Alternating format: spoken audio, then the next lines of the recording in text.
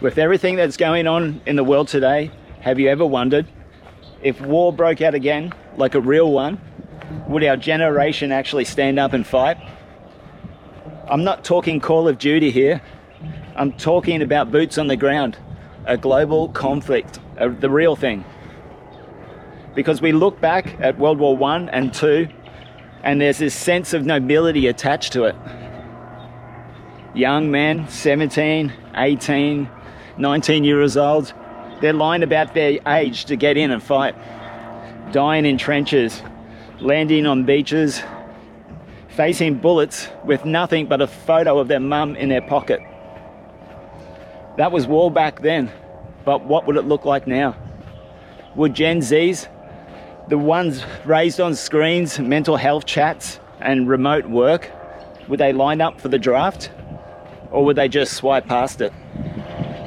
That's a question I want to explore today. Because underneath it all, this isn't just about war. It's about courage and identity, meaning, and whether we've lost something vital or we've just evolved. So let's get into it. Do you know what the average age of the soldier was in World War I and World War II? It was under 25 years old. Some units were filled with 17 to 19-year-olds.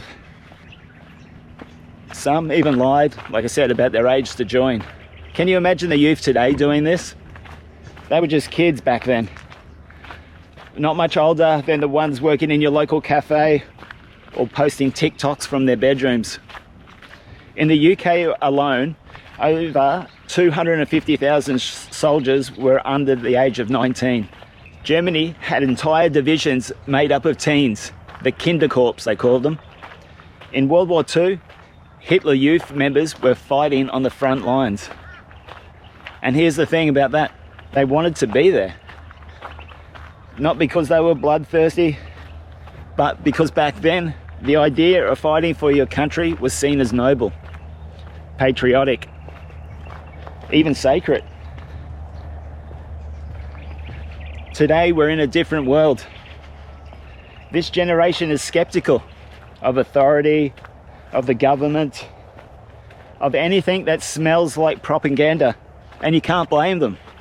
They've seen what war really looks like, not just in museums, but in real time. Live feeds from Gaza, drone footage from the Ukraine, explosions on their timeline before they've even eaten breakfast. And with that awareness, there becomes some resistance. They won't take being lied to or being used. They don't buy into the old slogans like do it for freedom, honor, or for king and country. They've seen soldiers come back with PTSD and no support. They've watched politicians make decisions that cost thousands of lives from the comfort of Parliament. So yeah, they're wary, and in some ways, maybe rightfully so. But here's the twist. While Gen Z might be more hesitant to jump into traditional warfare, that doesn't mean they wouldn't fight. They'll just fight differently. This is the cyber war generation. Hackers, drones, psychological ops. They might not storm beaches, but they'll disrupt systems, jam communications, and expose lies. And if you think they wouldn't step up if the threat was real, if their home or their family, their values were truly under attack, you would be wrong. Every generation finds their backbone when they need to, even if it looks different from the past. Carl Jung said, where your fear is, there is your task. And maybe that's where the real difference is between generations. Back then, fear was literal. Bombs, bullets, bayonets. Now, it's more internal. Disconnection, lack of purpose, the haunting sense that none of this actually matters. And here's where Jung's idea of the shadow fits in. He believes we all carry a part of ourselves that we avoid, our suppressed instincts, our drives, our fears. In war, the shadow is unleashed. That's why soldiers come back changed. They have seen their own darkness, and others as well. But maybe Gen Z is facing a different kind of war, a psychological one. One against disconnection and numbness, anxiety, against the weight of expectation and a broken system. It's not trench warfare, it's spiritual, and both leave scars. So let's zoom out. What's this all mean now? Not just for the individuals, but for our nations. If World War III breaks out, and let's not kid ourselves, we're closer to it now than we like to admit. Would the West be ready? China has discipline. Russia has endurance.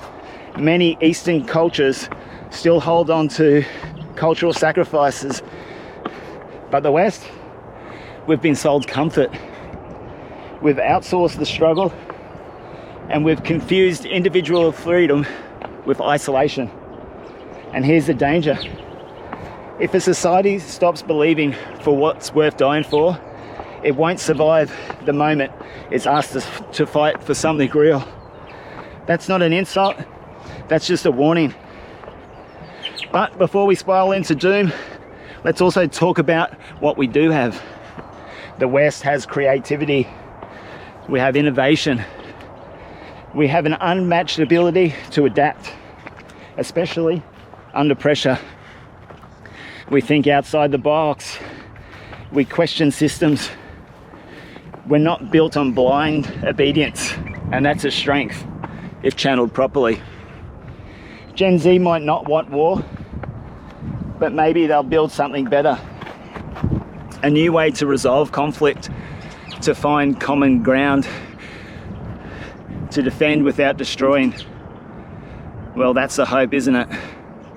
Here's the thought I keep coming back to. Every generation has to ask the same question eventually. What are we willing to fight for? Not just in war, but in life. What values? What people? What kind of future? Because World War III might never come. The battle for meaning, resilience, and identity is already here. And we can't afford to sit this one out. So if you needed this today, take a breath and keep walking.